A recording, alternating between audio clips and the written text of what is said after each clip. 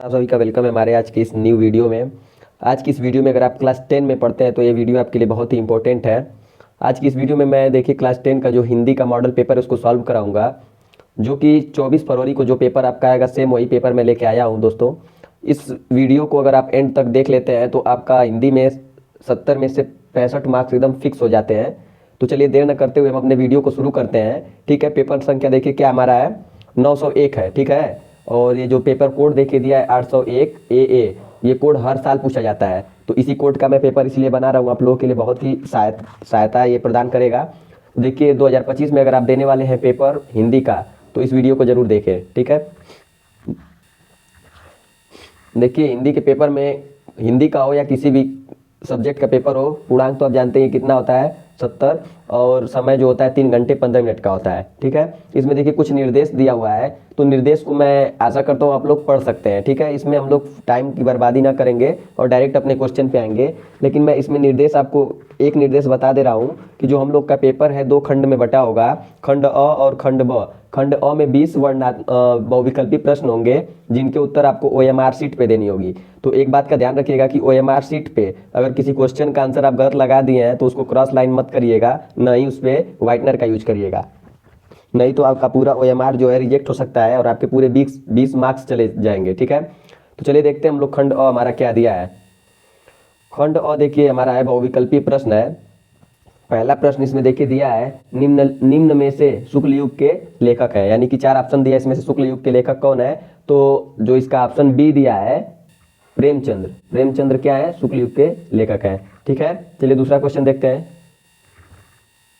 दूसरा क्वेश्चन देखिए दिया है, कफन व पूस की रात कहानी के लेखक है, यानी कि इसके लेखक कौन है? इसका जो ऑप्शन बी दिया है प्रेमचंद्र, इसके लेखक कौन है? प्रेमचंद्र है। तीसरा क्वेश्चन देखिए दिया है, सिंदूर की होली नाटक के नाटककार है, यानी कि ये एक सिंदूर की होली एक नाटक है और इसके नाटककार कौन है? तो जो इसका सी वाला दिया है ऑप्शन लक्ष्मी नारायण मिश्र, यही है। ठीक है, इस कहानी के इस नाटक के नाटककार कौन है? लक्ष्मी नारायण मिश्र।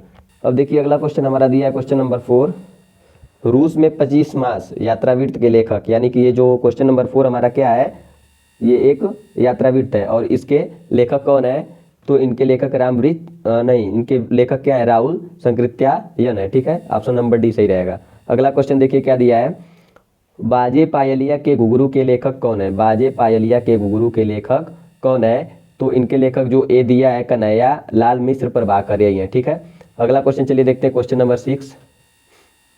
क्वेश्चन नंबर 6 देखिए क्या दिया है, रीतिकाल। क्वेश्चन नंबर 6 क्या है?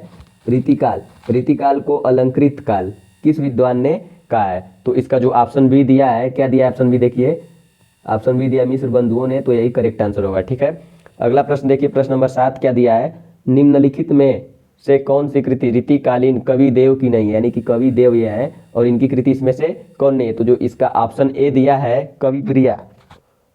ठीक है, तो ऑप्शन ए सही रहेगा, बाकी सब ये कवि देव की रचना है। ठीक है, अगला क्वेश्चन देखिए क्वेश्चन नंबर 8 क्या दिया है। क्वेश्चन नंबर 8 देखिए दिया है, द्विवेदी युग की विशेषता यानी प्रवृत्ति है, इसमें से द्विवेदी युग की विशेषता कौन है? तो इतिवृत्तात्मकता है। ठीक है, ऑप्शन नंबर ए सही रहेगा। अगला क्वेश्चन देखिए क्या दिया है, 1943 ईस्वी में प्रकाशित तार सप्तक का संपादन किसने किया? ठीक है, तो इसका जो आंसर मैं आप लोग को बता दूं, ऑप्शन नंबर बी दिया है सच्चिदानंद हीरानंद वात्स्ययन अज्ञेय ने। ठीक है, यही करेक्ट आंसर होगा। अगला क्वेश्चन देखिए क्वेश्चन नंबर 10। क्वेश्चन नंबर 10 क्या कर रहा है? क्वेश्चन नंबर 10 देखते हैं 10 क्या कर रहा है, राम की शक्ति पूजा व कुकुरमुत्ता किसकी रचना है? ठीक है, तो इसका जो ऑप्शन नंबर दिया है 10 का ए सूर्यकांत त्रिपाठी निराला, तो ये किसकी रचना है? सूर्यकांत त्रिपाठी निराला जी की।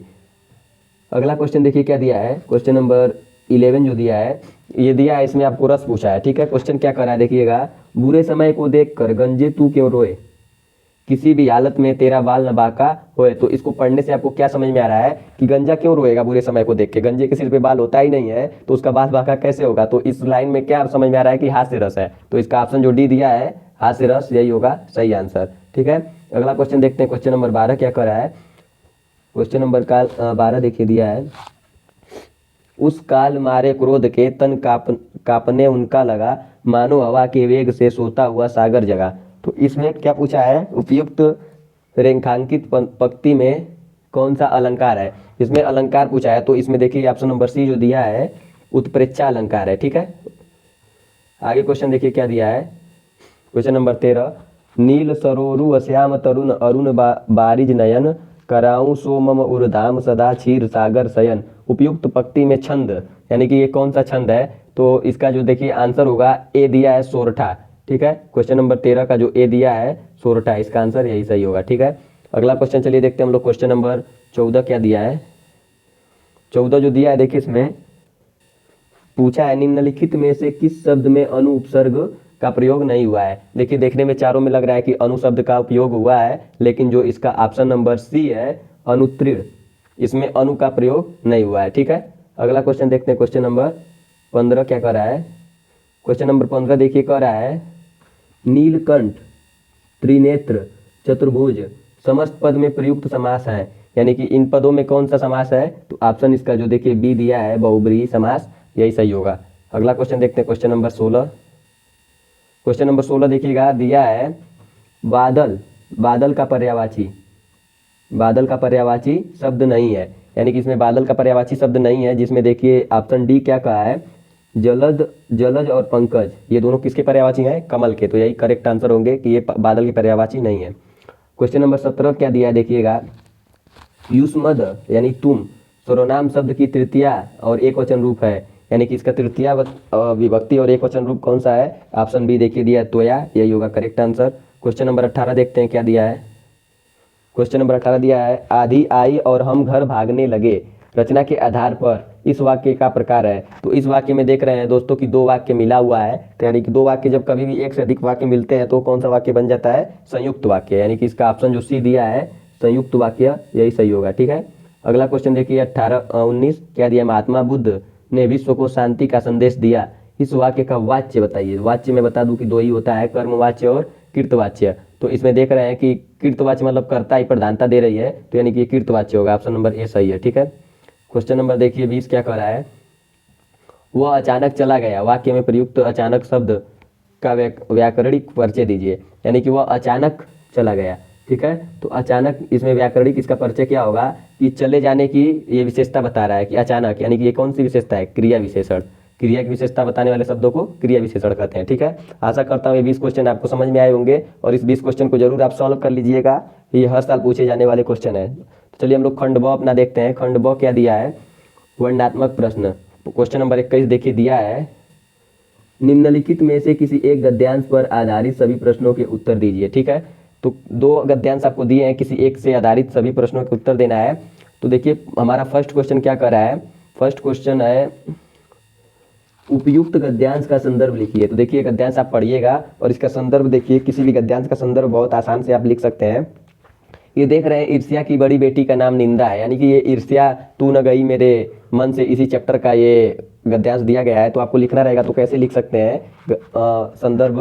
देखिए कभी भी संदर्भ लिखते हैं तो लिखते हैं प्रस्तुत गद्यांश हमारी पाठ्य पुस्तक हिंदी के गदखंड से ईर्ष्या तू न गई मेरे मन से नामक शीर्षक से उद्गृत है और इसके लेखक रामधारी सिंह दिनकर है। ठीक है, तो इस तरह से आप अगर लिखते हैं तो आपको मिलने वाले हैं दो अंक। ठीक है, अब इसका दूसरा क्वेश्चन देखिए क्या दिया है, गद्यांश के रेखांकित अंश की व्याख्या कीजिए। देखिए इसमें कुछ अंश जो है रेखांकित किए गए हैं, इनकी व्याख्या आपको करना है। ठीक है, तीसरा क्या दिया, ईर्ष्यालु व्यक्ति दूसरों की निंदा क्यों करता है? तो इसको भी आसानी से आप इसको वाक्य को पढ़ने के बाद दे सकते हैं इसका आंसर। ठीक है, चलिए इसका दूसरा क्वेश्चन अथवा करके दिया, अगर वो क्वेश्चन आपको नहीं आता है तो ये वाला क्वेश्चन कर सकते हैं, कुसंग का जोड़ सबसे भयानक होता है। ठीक है, इस क्वेश्चन में भी 3 क्वेश्चन दिए गए हैं और तीनों का आंसर आपको देना है। ठीक है, तो इसको कर सकते हैं आप लोग। अब देखिए क्वेश्चन नंबर 22 हम लोग देखते हैं।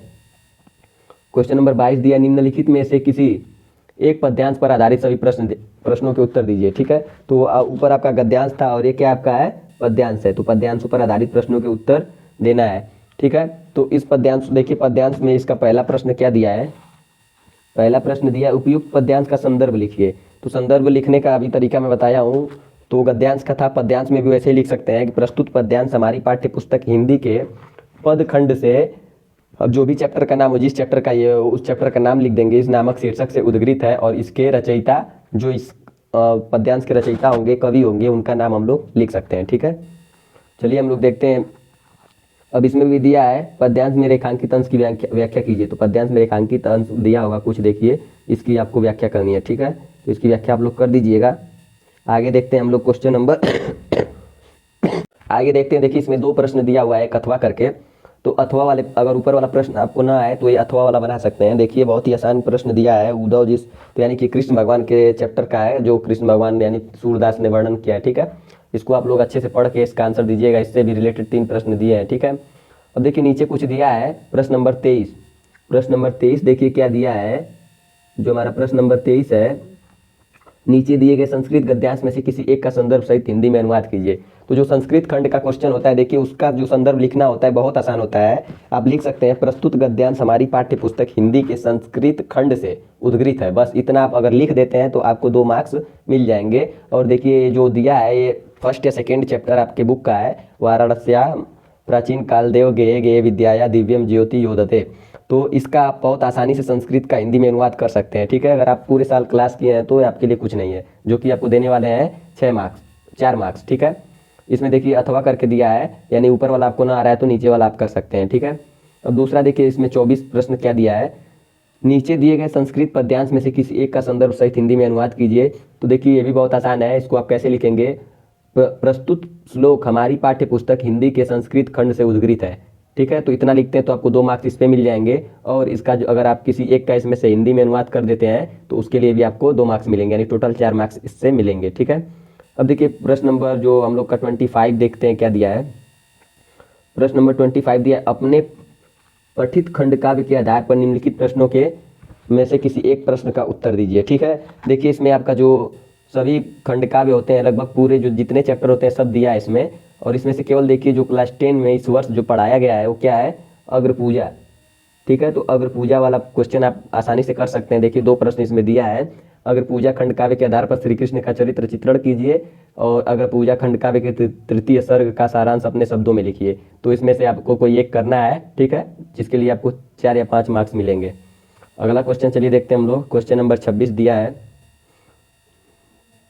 दिए गए लेखकों में से किसी एक लेखक का जीवन परिचय देते हुए उनकी प्रमुख रचना का उल्लेख कीजिए। देखिए 4 यहाँ पे दिए गए हैं लेखक, और 4 में से किसी एक का करना है आपको। तो इसमें देखिए मैं आपको जो बता दूँ, डॉक्टर राजेंद्र प्रसाद दिए गए हैं, ये हर साल पूछे जाते हैं, तो इनका आप लोग जरूर याद कर लीजिएगा। ठीक है, और इनकी कृतियाँ एक या 2 कृतियाँ प्रमुख याद कर लीजिएगा, जिसके लिए आपको 4 मार्क्स मिलने वाले हैं। ठीक, 5 मार्क्स मिलते हैं टोटल अगर आप कृतियाँ और इनका जीवन परिचय लिखते हैं।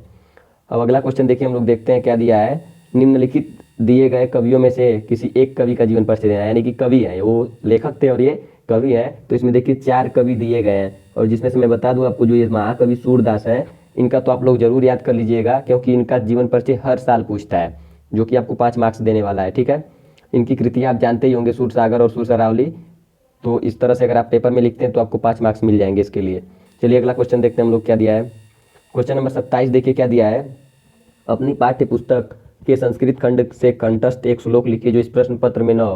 तो देखिए श्लोक लिखना है हमको जो इस प्रश्न पत्र में न हो। ऊपर 2 दिया था ना, तो उसको आप गलती से भी मत लिखिएगा, नहीं तो आपको एक भी नंबर उसके लिए नहीं मिलेगा। तो कोई एक छोटा सा श्लोक 2 या 4 लाइन का याद करके उसको आप लिख सकते हैं। ठीक है, प्रश्न नंबर 28 क्या दिया है देखिए। अपने विद्यालय के पुस्तकालय में हिंदी की पुस्तकों एवं पत्रिकाओं का अभाव है, इन्हें मांगने का अनुरोध करते हुए अपने विद्यालय के प्रधानाचार्य को पत्र लिखिए। एक पत्र लिखना है। ठीक है, इसको आप बहुत आसानी से लिख सकते हैं अपने अपने शब्दों में बनाकर। ठीक है, अथवा करके दिया है क्वेश्चन, उसको आप लोग पढ़ लीजिएगा। देखिए क्या दिया अथवा में, अखिल भारतीय वाद विवाद प्रतियोगिता में प्रथम पुरस्कार विजेता मित्र को एक बधाई पत्र लिखना है। ठीक है, बधाई देते हुए।